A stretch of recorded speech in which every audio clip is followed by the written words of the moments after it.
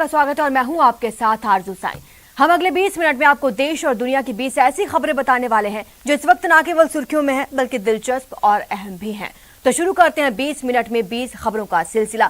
सबसे पहले देखेंगे राजस्थान की कौन कौन सी खबर इस वक्त अहम है।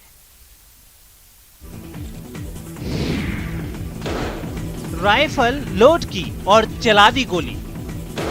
वायरल वीडियो भरतपुर के सेवर थाना इलाके का है। फायरिंग की यह घटना 2 जुलाई की बताई जा रही है। घर बनाने का सामान देने से मना करने पर एक पूर्व फौजी को इतना गुस्सा आया कि उसने अपनी राइफल से मजदूरों पर फायरिंग कर दी।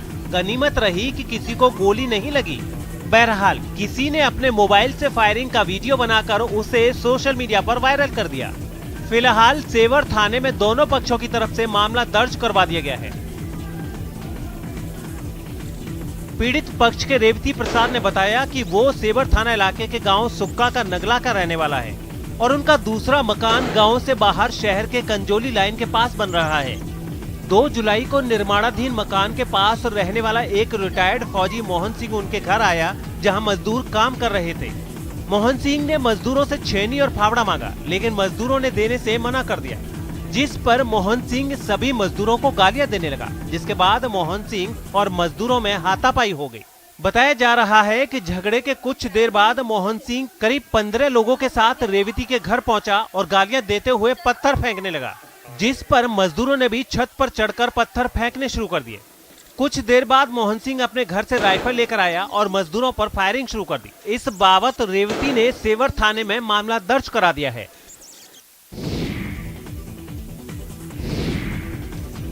पाली में अपराधी कितने बेखौफ हो चुके हैं, इसका नमूना शनिवार की सुबह देखने को मिला, जब अपराधियों की गाड़ी का पीछा करते हुए पुलिस ने उन्हें रोकना चाहा, लेकिन रोकना तो दूर, अपराधियों ने पुलिस की गाड़ी को ही टक्कर मार दी। टक्कर के बाद पुलिस वाले गाड़ी छोड़कर भाग खड़े हुए, जिसके बाद अपराधियों ने पुलिस जीप में आग लगा दी और आराम से फरार हो गए। इससे पहले अपराधियों ने करीब 6 जगहों पर चोरी और लूटपाट की, जिसका सीसीटीवी फुटेज भी सामने आया है। आरोपियों की तलाश में पुलिस ने जिले भर में नाकेबंदी की थी। इसी दौरान रायपुर थाना की ये गाड़ी हाईवे पर गश्त कर रही थी, तभी एक बोलेरो कैंपर में सवार कुछ लोगों की हरकतें संदिग्ध लगी। पुलिस ने गाड़ी रुकवाने की कोशिश की। पुलिस के जवानों ने गाड़ी का पीछा भी किया और ली लंबा टोल के पास गाड़ी रोकने की कोशिश भी की, लेकिन अपराधियों ने पुलिस की गाड़ी को ही टक्कर मारी और उसमें आग लगाकर फरार हो गए। घटना की खबर मिलते ही एसपी सहित कई पुलिस अधिकारी मौके पर पहुंचे और पूरी जानकारी ली। उन्होंने पुलिसकर्मियों के ऊपर पहले गाड़ी चढ़ाने की कोशिश की। पुलिसकर्मी अपने बचाव में साइड में खेत की तरफ उन्होंने अपना बचाव किया। उसी दौरान उन्होंने गाड़ी पर पेट्रोल या ऐसा कोई ज्वलनशील पदार्थ डाल के उसमें आग लगा के वो फरार हो गए थे। अंदर का फ़ायदा उठा के भाग गए थे। सूचना मिलने पर हम सभी लोग यहाँ आए, जिले भर में नाकाबंदी करवाई है। कुछ संदिग्ध लोगों को इसमें डिटेन भी किया, पूछताछ कर रहे हैं और जल्दी इसका खुलासा करेंगे। 1971 के युद्ध की 50वीं वर्षगांठ पर निकाली गई विजय मशाल जैसलमेर पहुंची, जहां रियासत के पूर्व महारावल चैतन्य राज सिंह ने मशाल का स्वागत करते हुए शहीदों को याद किया और मशाल का विधि विधान से पूजन भी किया। 1971 के युद्ध की विजय बनाने के बाद आज 50 वर्ष हो चुके हैं और उसको लेकर स्वर्णिम विजय वर्ष मनाया जा रहा है, जिसको लेकर उसकी जो मशाल है वो पूरे देश से होते हुए आज सरहदी जिला जैसलमेर में आई है। जी हाँ, वही जैसलमेर जहाँ हर नागरिक सेना का जवान है। चप्पे चप्पे पर जो है सेना के साथ कंधे से कंधा मिलाकर राज परिवार हो या फिर यहाँ की जनता, हर कोई खड़ा है। गौरतलब है कि भारत पाकिस्तान के बीच हुए 1971 के युद्ध में मिली ऐतिहासिक जीत के 50 साल पूरे होने पर स्वर्णिम विजय वर्ष के रूप में मनाया जा रहा है। इसको लेकर सेना की ओर से अलग अलग आयोजन कर खुशियां भी मनाई जा रही हैं। विजय वर्ष के उपलक्ष्य में दिल्ली से चारों दिशाओं में विजय मशाल रवाना की गई, जिसे प्रधानमंत्री नरेंद्र मोदी ने हरी झंडी दिखाई थी।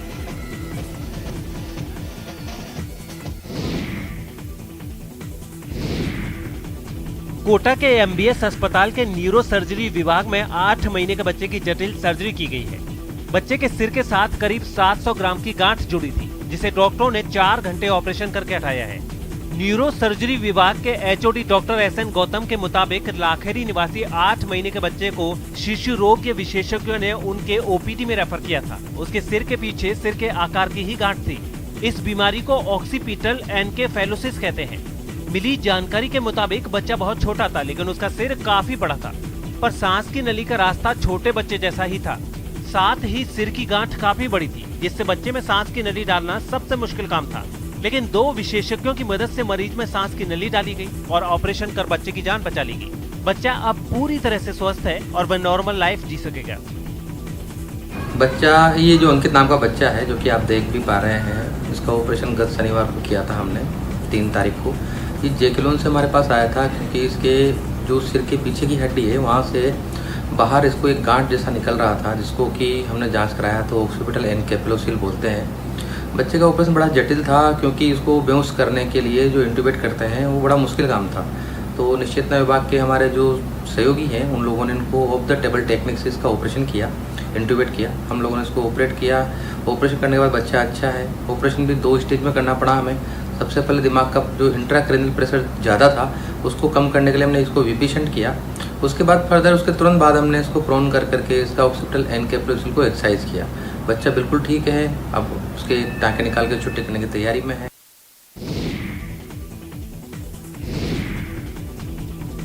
पोखरण शहर के सौंदर्यीकरण के साथ साथ परमाणु नगरी की वीर गाथा को अमर रखने के लिए शक्ति स्थल के पास 100 फीट का तिरंगा लहरा रहा है। 100 फीट ऊंचा तिरंगा लहराने के लिए निर्माण कार्य पूर्ण होने के बाद सुबह तिरंगा यहां पहुंच गया। शक्ति स्थल के सामने सुबह तिरंगा फहराने का काम शुरू कर दिया गया।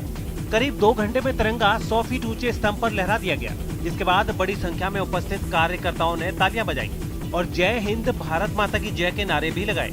साथ ही मिठाइयां बांटकर खुशी का इजहार भी किया। परमाणु धरा पर लहराता तिरंगा आकर्षण का केंद्र बना हुआ है। तिरंगा लहराने के बाद यहाँ युवाओं की चहल पहल भी लगी हुई है। कस्बे सहित आसपास के गांवों और ढाणियों से भी बड़ी संख्या में लोग यहाँ पहुंचकर तिरंगे के साथ फोटो खिंचवा रहे हैं। परमाणु नगरी की इतिहास और गौरव की बात है जब पोखरण में आज 100 फीट का तिरंगा झंडा लगाया गया है नगर पालिका द्वारा, और बहुत खुशी की बात है। 20 दिसंबर 2020 को मेरी फर्म को कार्यादेश दिया गया। कार्यादेश के साथ झंडे का स्थान निर्धारण और लेआउट प्लान स्वीकृत करके सक्षम स्तर पे मेरे को दिया गया। उसके आधार पर मैंने काम चालू करवाया। जिला कलेक्टर यूडी खान की एक पहल ने जिले के 1000 से अधिक परिवारों की जिंदगी बदल दी है। अब उन्हें वास्तव में सहायता मिलेगी, जबकि वो सहायता के लिए पूरी तरह एलिजिबल थे, उन्हें सहायता मिलनी चाहिए थी, लेकिन किसी भी कारण से उन्हें सहायता नहीं मिल पा रही थी।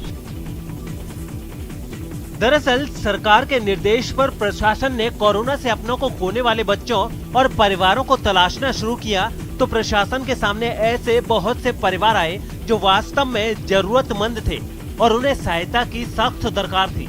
ये बात अलग है कि उन्होंने दूसरी बीमारियों से अपनों को खोया था, लेकिन मदद की जरूरत इन्हें भी थी।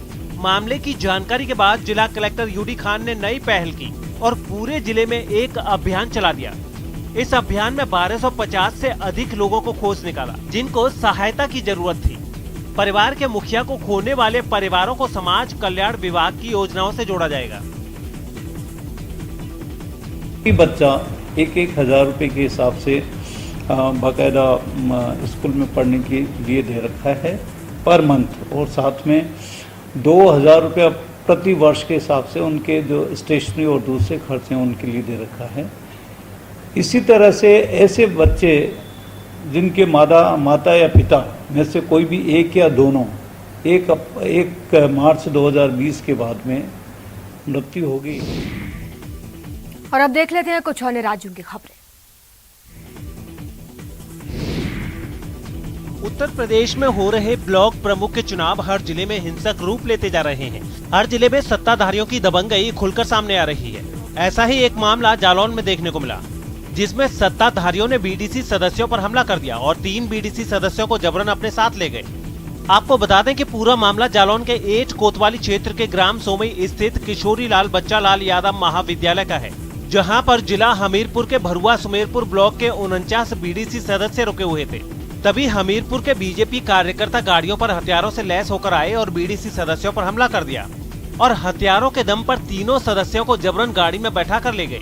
वहीं सूचना पाकर मौके पर पहुंची पुलिस ने कुछ लोगों को हिरासत में लिया, जिनसे पूछताछ की जा रही है। बरुआ सुमेरपुर से ब्लॉक प्रमुख के उम्मीदवार जय नारायण यादव ने बीजेपी उम्मीदवार पूजा परमार पर गंभीर आरोप लगाए हैं। उन्होंने आरोप लगाते हुए कहा कि भाजपाई लोकतंत्र की हत्या कर रहे हैं और निष्पक्ष चुनाव नहीं करने दे रहे।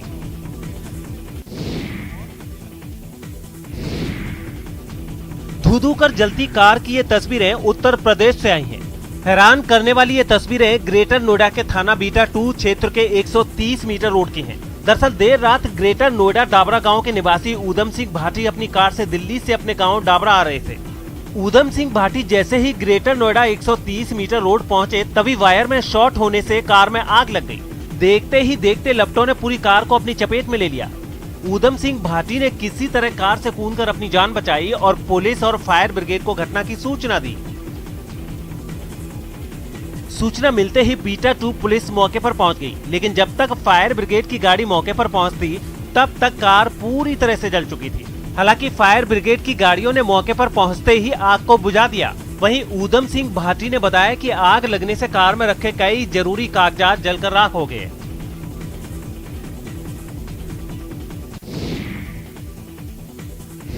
अरवल जिला मुख्यालय में 2014 में बनाई गई पनबिजली परियोजना पूरी तरह से बंद है। इस परियोजना से जिले के 500 मेगावाट बिजली का उत्पादन हुआ करता था, लेकिन हाल के दिनों में मामूली खराबी के कारण उत्पादन ठप पड़ा हुआ है। गौरतलब है कि शहर में पर्याप्त बिजली आपूर्ति के लिए जिले में 4 पनबिजली परियोजना का निर्माण कराया गया था, लेकिन देख रेख के अभाव में जिला मुख्यालय में बनी पनबिजली परियोजना पूरी तरह से ठप हो गई है, जिससे शहर के लोगों को बिजली की भारी परेशानी का सामना करना पड़ रहा है। नाबार्ड के द्वारा वर्ष 2014 में अरवल जिले में 4 पनबिजली परियोजना की स्वीकृति मिली थी। लोगों को सरकार के द्वारा आधारभूत संरचना मजबूत करने के उद्देश्य से इस बिजली परियोजना का निर्माण कराया गया, लेकिन लोगों को निराशा तब हाथ लगी जब इस परियोजना पूरी तरह से बंद पड़ा हुआ है। इस परियोजना से 500 मेगावाट बिजली जिला मुख्यालय के पावर ग्रिड का दिया जाता है, लेकिन कई महीनों से मामूली तकनीकी खराबी के कारण यह बंद पड़ा हुआ है। बिहार के वैशाली के लालगंज में भारी जल जमाव से लोगों का जीना मुहाल हो गया है। जी हां, घर में घुसा पानी गरीब तबके के लोगों के लिए मुसीबत का सबब बन गया है। आलम यह है कि लोगों को पूरे परिवार और मवेशियों के साथ खुले आसमान के नीचे फुटपाथ पर रात गुजारनी पड़ रही है, जबकि कुछ लोग पास के एक निजी कॉलेज के बरामदे पर किसी तरह गुजर बसर करने को मजबूर हैं। प्रशासन की उपेक्षा के शिकार तमाम लोग नगर परिषद के वार्ड नंबर 1 के सलाहपुर इलाके के रहने वाले बताए जा रहे हैं। 2 दर्जन से अधिक लोगों के सामने खाने पीने की भी समस्या खड़ी हो गई है। इन बेबस लोगों का ये भी कहना है कि अभी तक इनकी सुध नहीं ली गई। हाँ, रस्म अदायगी के लिए जरूर कुछ अधिकारी और जनप्रतिनिधि जायजा लेने आए, लेकिन किया कुछ नहीं। बेबसों ने अब सरकार से राहत की गुहार लगाई है। ठेंगना भर पानी लगा हुआ है, घर में तो रोड पर रहा है, खाना पीना के दिकदारी है। बच्चा सब रो रहा है, डर नहीं लग रहा है यहाँ पर सांप गुजर के? सांप गुजर के बहुत डर लगता है। दिक्कत है पानी में होती है, सांप अब ऐसे रोज हाकी ले थोपड़ी पार के हाक दी ले, अब पानी में सुते ले हेले के काल रे पड़ते से आके यहाँ सुते थे। कहिया तब मरद हुआ सुतले, हम बाले बाते यहाँ सुते लड़का सबके लेके जंगल। 14% लोग चल गए, भीतर गेबे न किया पार्टी कोई देखू न गेलक भीतर ना। बाप रे, गाड़िए फंस जाई, जूता फंस जाई, कपड़ा फंस जाई। बिहार के समस्तीपुर में दूल्हा दुल्हन को पानी के बीचों बीच देखकर लोग दंग रह गए। नई नवेली दुल्हन के साथ दूल्हा भी अपने चारों तरफ पानी देखकर हैरान था। दरअसल बिहार के कई गांवों में इन दिनों बाढ़ आई हुई है। गांव में बाढ़ का पानी भरने से लोगों को नाव के सहारे ही जाना पड़ रहा है। बारात भी नाव पर ही जा रही है। दूल्हा हो या फिर दुल्हन, सभी को नाव पर बैठाकर भेजा जा रहा है। कल्याणपुर प्रखंड के गोबर सिठा गांव में नाव से बारात आई और शादी के बाद नाव से ही दुल्हन ससुराल के लिए विदा हुई।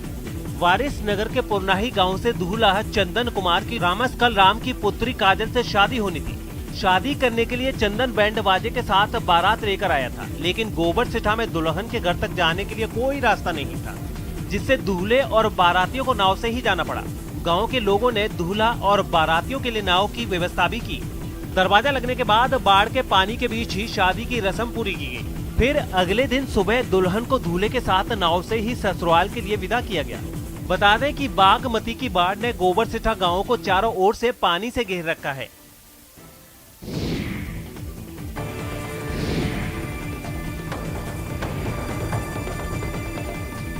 मीनापुर के गांव-गांव में बूढ़ी गंडक नदी का पानी फैला हुआ है और उसी पानी में तैर रही है खालिश जुगाड़ टेक्नोलॉजी से बनी पतीला नाव। खाना बनाने वाले 4 बड़े-बड़े पतीलों को जोड़ा और उसके ऊपर बिछा दी खाट और लीजिए बन गई पतीला नाव, जिस पर बैठकर ये ग्रामीण चल दिए अपनी मंजिल की ओर। खाने के लिए सब्जी या अनाज खरीदना हो या फिर इलाज कराने अस्पताल जाना हो, हाजिर है पतीला नाव। ये पतीला नाव हम लोग बनाए हैं अपने से जान की सुरक्षा के लिए। अभी हेल करके जाते हैं तो भर गर्दन कई भर माथे से ऊपर पानी है। सच ही कहा गया है, आवश्यकता ही आविष्कार की जननी है। जब मीनापुर के गांव सैलाब में डूब गए और कोई रास्ता नहीं बचा तो घर में रखे 4 पतीलों को बड़ी खूबसूरती से आपस में जोड़ दिया और उसके ऊपर बिछा दी खाट। अब यही पतीला नाव बाढ़ प्रभावितों की जिंदगी की गाड़ी खींच रही है। कभी मीनापुर चौराहे पर चले जाते हैं तो कभी गली मोहल्लों के सैर पर निकल पड़ते हैं। नाव का कमी के कारण हम लोग ये अपना से जोगाड़ी पतीला का जो खाना जो बनाते हैं उसी पतीला से हम लोग जोगाड़ी का खटिया डाल के बनाए हैं। सैलाब का सितम जीने नहीं देता, लेकिन मुजफ्फरपुर के ग्रामीणों के तेज दिमाग से बनी ये जुगाड़ नाव उसी बाढ़ की विभीषिका के बीच जिंदगी की नैया पार करा रही है। लेकिन जरा सावधान, ज्यादा इस कमजोर कश्ती पर ज्यादा बोझ जानलेवा साबित हो सकती है। Sudhir Kumar, news 18, Muzaffarpur.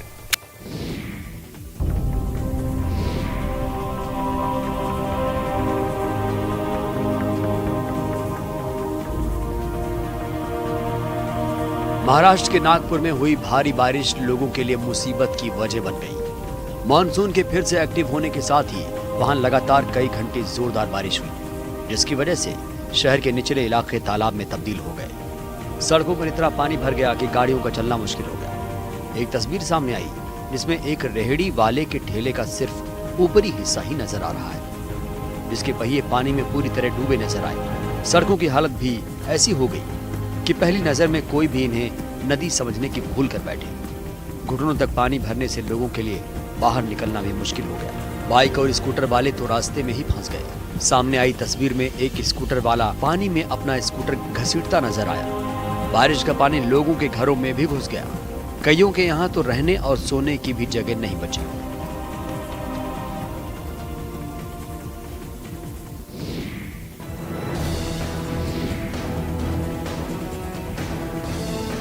Night safari पर भी निकल जाएं तो शायद एक साथ इतने शेरों के दीदार न हो पाएं। तस्वीरों को दिल थाम कर देखिएगा और फिर नंबर गिनते जाइए। जी हां, आगे आगे शायद शेरों के परिवार का ये मुखिया है और इसके पीछे पीछे पूरा परिवार। एक नहीं, दो नहीं, 3 नहीं, 4 नहीं, पूरे 5। आप कह सकते हैं ये हैं हम 5। रात का सन्नाटा पसरा है और इस सन्नाटे को चीरते सुनसान सड़क पर ये सभी शान से घूम रहे हैं।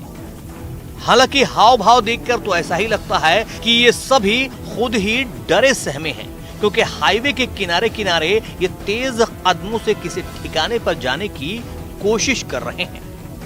अब जरा शेरों की इसी फैमिली की दूसरी कैमरे में कैद हुई तस्वीरें देखिए। इन तस्वीरों में भी आपको शेरों की पूरी फैमिली नजर आ रही होगी। ऐसा लगता है जंगल से भटक कर ये शहर में दाखिल हो गए हैं। यहाँ से अब जाना कहाँ है इन्हें भी ठिकाना नहीं पता है, क्योंकि बैरिकेडिंग देखकर खुद ब खुद इनके कदम रुक गए।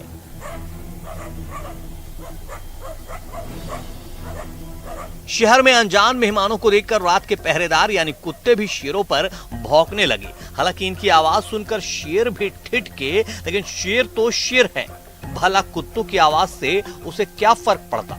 बताया जा रहा है कि ये तस्वीरें गुजरात के राजूला अमरेली पीपावाव हाईवे की हैं।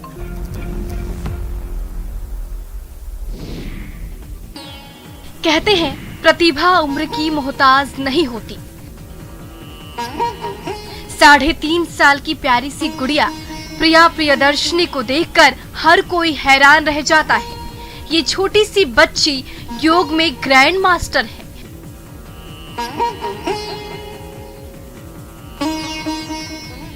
और योग में अधिकतम पोज देने में इन्हें महारत हासिल है। ओडिशा के नयागढ़ के स्प्रिंग गर्ल के नाम से मशहूर प्रिया के पिता प्रकाश प्रियदर्शनी योग के जानकार हैं। उन्होंने अपनी प्रतिभा को अपनी बेटी प्रिया को देने में कोई कोर कसर नहीं छोड़ी। यही वजह है कि छोटी सी उम्र में ही प्रिया योग में मास्टर बन गई।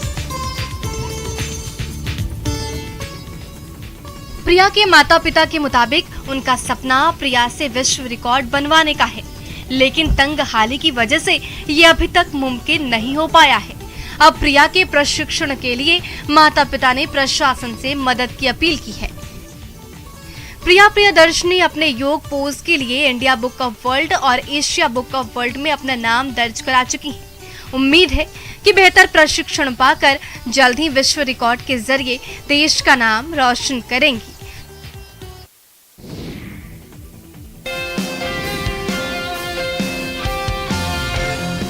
कटिहार के हाजी बसीर टोला का ये है प्राथमिक विद्यालय, जहां के शिक्षक इलाके में चर्चा का विषय बने हुए हैं।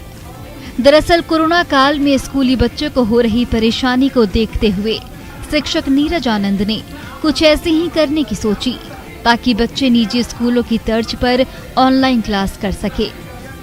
इसके लिए नीरज आनंद ने बाकायदा एक मोबाइल ऐप बनाया और फिर छात्रों के परिजनों से घर घर जाकर संपर्क किया। सोशल डिस्टेंसिंग के जरिए अभिभावकों के सामने अपने विचार रखे और इसका असर ये हुआ कि सरकारी स्कूल में पढ़ने वाले छात्र भी अब ऑनलाइन कक्षा में शामिल हो रहे हैं। हालांकि मोबाइल ऐप बनाने में आनंद का साथ स्कूल के सभी शिक्षकों ने दिया। वाकई समाज के बदलाव के लिए ऐसे ही सकारात्मक सोच की जरूरत है। 20 मिनट 20 खबर में अब देख लेते हैं कुछ अंतर्राष्ट्रीय जगत की कुछ खबरें। अमेरिका के लॉस एंजलिस से चौंकाने वाली तस्वीरें सामने आई। वहां एक आदमी ने एक चर्च की छत पर चढ़कर आग लगा दी। उसे बाद में काफी देर तक पीछा करने के बाद गिरफ्तार कर लिया गया। हालांकि इस बात का पता नहीं चल पाया कि उसने किस वजह से वहां आग लगाई, लेकिन आग लगाने के बाद उसने पुलिस से बचने के लिए वहां से भागने की कोशिश की। वो चर्च की छत से एक दूसरी इमारत की छत पर कूद गया। इस दौरान उसे चोट भी लगी, लेकिन गिरफ्तारी के डर से वो फिर उठा और इसी तरह वो कई इमारतों की छतों पर कूदते हुए भागता रहा। जहां 2 इमारतों के बीच दूरी ज्यादा थी, वहां उसने बिजली की तारों का सहारा लिया। हालांकि उस पर हर समय हेलीकॉप्टर से नजर रखी गई, इसलिए वो पुलिस से बचकर नहीं भाग सका। बाद में वो जिस मकान में जाकर छिपा था, वहां से उसे गिरफ्तार कर लिया गया। इसके बाद उसे पुलिस ने अपनी गाड़ी में ले जाकर।